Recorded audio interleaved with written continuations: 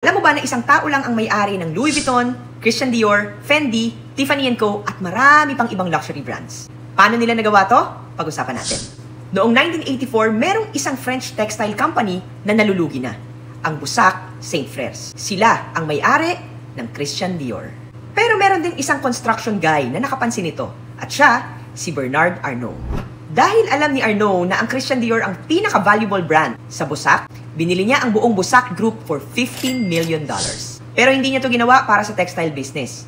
Ang habol lang talaga niya dito ay ang Christian Dior. Pagkatapos niyang mabili to, ibinenta din lahat ni Arnault ang lahat ng businesses under Bussac. Ang tinira niya lang dito ay ang Dior. Dito niya na sinimulang i-revamp ang Dior. Pinalakas niya yung branding at ginawa niya tong high-end at mas exclusive.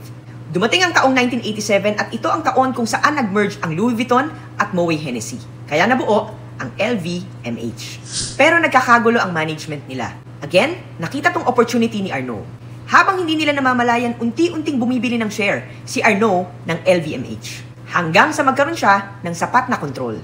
Noong 1989, naging major shareholder si Arnault ng LVMH. At doon niya na nga kinuha ang CEO position. Currently, hindi lang LV at Dior ang nasa ilalim ng LVMH. Marami pang brands ang na-acquire ni Arnault. Kagaya ng Fendi, Givenchy, Celine, Loewe.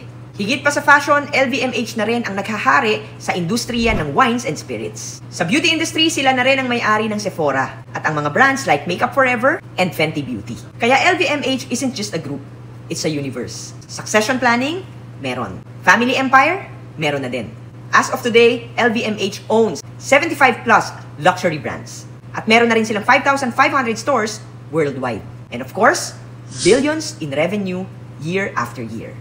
Yan ang LVMH story. The #1 powerhouse luxury brands worldwide. Galing sa construction, binuo ni Arnault ang pinakamagandang bahay, the House of Luxury. If you want business contents like this, follow me for more.